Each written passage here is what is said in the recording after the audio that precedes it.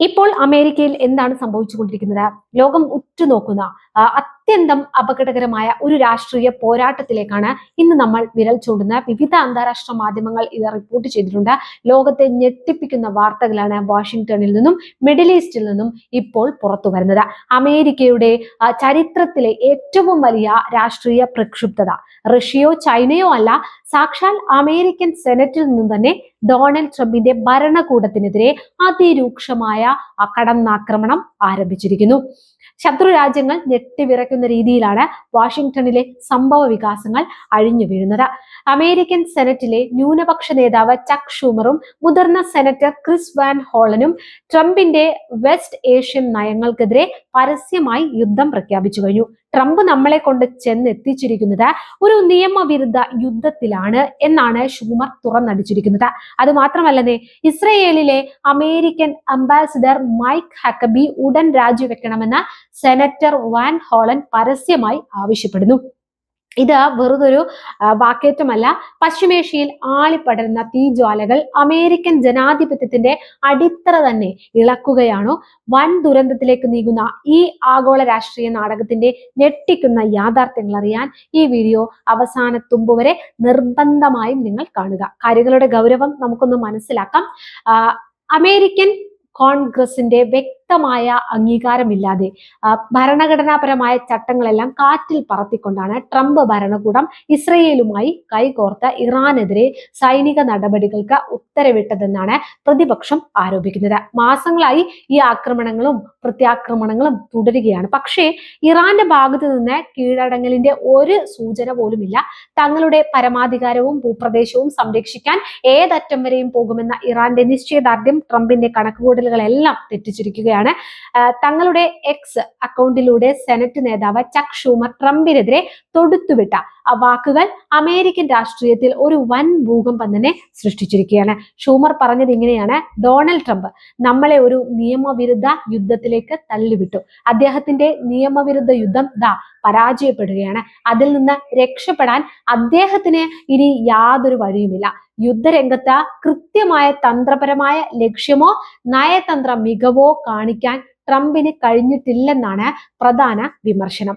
American സൈനികരുടെ ജീവൻ അപകടത്തിലാക്കുന്നതിനൊപ്പം ആഗോള തലത്തിൽ അമേരിക്കൻ സാമ്പത്തിക വ്യവസ്ഥയെ ഇത് കീഴ്മേൽ മറിക്കുകയാണ് എന്ന് അദ്ദേഹം ആരോപിക്കുന്നു. ഇന്ധനവില കുതിച്ചുയരുന്നു, അവശ്യ സാധനങ്ങളുടെ വില ആകാശത്തോളം ഉയരുന്നു. പിന്നെ ചുരുക്കത്തിൽ പറഞ്ഞാൽ വാഷിംഗ്ടണിലെ നേതാക്കളുടെ അബദ്ധങ്ങൾ കാരണം ദുരിതം അനുഭവിക്കുന്നത് സാധാരണക്കാരായ അമേരിക്കൻ ജനങ്ങളാണ്. വലിയ തന്ത്രങ്ങളും കെണികളും മെനഞ്ഞ മിഡിൽ ഈസ്റ്റിൽ മേൽക്കോയ്മ നേടാനിറങ്ങിയ വൈറ്റ് ഹൗസിന് ഇപ്പോൾ സ്വന്തം നാട്ടിൽ തന്നെ ജനങ്ങളുടെയും നിയമനിർമ്മാതാക്കളുടെയും രോഷം നേരിടേണ്ടി വരുന്നു.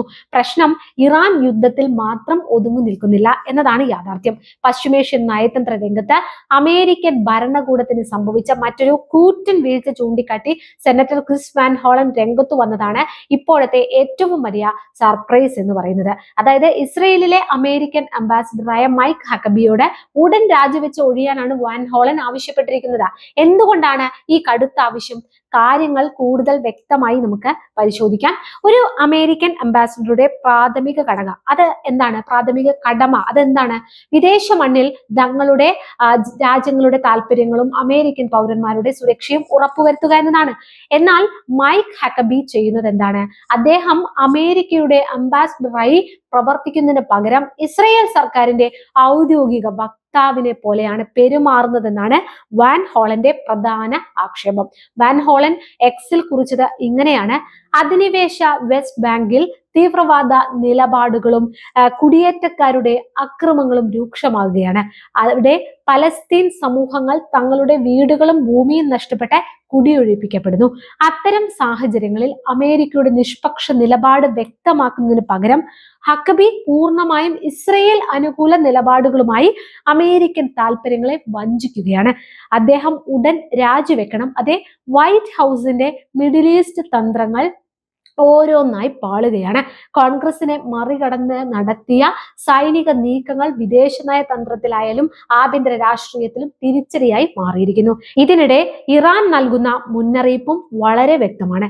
യാതൊരുവിധ ഭീഷണികൾക്കും സമ്മർദ്ദങ്ങൾക്കും വഴങ്ങി രാഷ്ട്രീയ ഒത്തുതീർപ്പിന് തങ്ങൾ തയ്യാറല്ല എന്ന് ഇറാൻ ഭരണകൂടം ആവർത്തിക്കുന്നു. അന്താരാഷ്ട്ര നിയമങ്ങളും ഇറാന്റെ പരമാധികാരവും പൂർണ്ണമായും മാനിച്ചുകൊണ്ട് നിലവിലെ നിയമവിരുദ്ധ സൈനിക നടപടികൾ അവസാനിപ്പിച്ചാൽ മാത്രമേ ഏതൊരു ചർച്ചയ്ക്കും പ്രസക്തിയുള്ളൂവെന്ന ഉറച്ച നിലപാടിലാണ് അവർ. ഇപ്പോൾ ഷൂമറും വാൻ ഹോളനും മുന്നോട്ട് വെക്കുന്ന പരിഹാരം അത് വളരെ ലളിതമാണ്. ഉടൻ തന്നെ ഈ അനവസരത്തിലുള്ള സൈനിക നീക്കങ്ങൾ അവസാനിപ്പിക്കുക എന്നതാണത്. നയതന്ത്ര ചർച്ചകളുടെ വഴിയിലേക്ക് തിരിച്ചു വരിക. നയതന്ത്ര സ്ഥാനങ്ങളിൽ അമേരിക്കൻ താല്പര്യങ്ങൾ മാത്രം സംരക്ഷിക്കുന്ന ആളുകളെ നിയമിക്കുക. സുഹൃത്തുക്കളെ, അമേരിക്കൻ രാഷ്ട്രീയ ചരിത്രത്തിൽ തന്നെ വളരെ നിർണായകമായ ഒരു വഴിത്തിരിവിലാണ് ഇപ്പോൾ എത്തി നിൽക്കുന്നത്.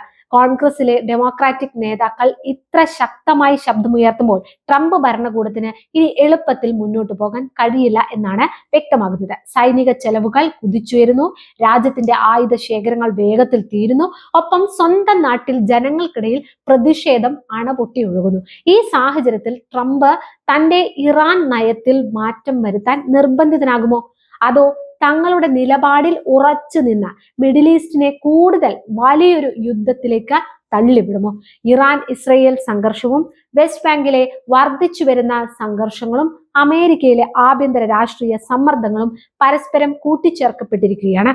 വരും ദിവസങ്ങളിൽ വാഷിംഗ്ടണിൽ നിന്നും ടെഹ്റാനിൽ നിന്നും ഉണ്ടാകുന്ന ഓരോ ചെറിയ നീക്കവും ലോക സാമ്പത്തിക രംഗത്തെയും സമാധാനത്തെയും മാറ്റിമറിക്കും എന്നതിൽ യാതൊരു സംശയവുമില്ല. തീവ്രമായ അന്തിമ നിഗമനം അല്ലെങ്കിൽ ഒരു രാജ്യത്തിന്റെ ഭരണഘടനയെയും ജനാധിപത്യ മൂല്യങ്ങളെയും അവഗണിച്ച് അനാവശ്യ യുദ്ധങ്ങളിലേക്ക് നീങ്ങുന്ന ഏതൊരു ഭരണകൂടവും ഒടുവിൽ സ്വന്തം ജനങ്ങളുടെ മുന്നിൽ മറുപടി പറയേണ്ടി വരും എന്നതിന്റെ വ്യക്തമായ ഒരു തെളിവാണ് വാഷിംഗ്ടണിൽ ഇപ്പോൾ നമ്മൾ കണ്ടുകൊണ്ടിരിക്കുന്നത്. നിങ്ങളുടെ അഭിപ്രായം എന്താണ്? അമേരിക്കൻ അംബാസിഡർ മൈക്ക് ഹക്കബി രാജിവെക്കണമെന്ന് സെനറ്ററുടെ ആവശ്യം ന്യായമാണോ? ട്രംപിനെ ഇറാനെതിരെയുള്ള സൈനിക നടപടി പരാജയപ്പെട്ടു എന്ന ചക്ക് ഷൂമറിന്റെ ആരോപണങ്ങളോട് നിങ്ങൾ യോജിക്കുന്നുണ്ടോ? നിങ്ങളുടെ കൃത്യമായ അഭിപ്രായങ്ങൾ താഴെ കമന്റ് ചെയ്യൂ. ഒപ്പം ഈ ഒരു ചാനൽ സബ്സ്ക്രൈബ് ചെയ്യാതെയാണ് കാണുന്നതെങ്കിൽ പ്ലീസ് ഡു സബ്സ്ക്രൈബ്.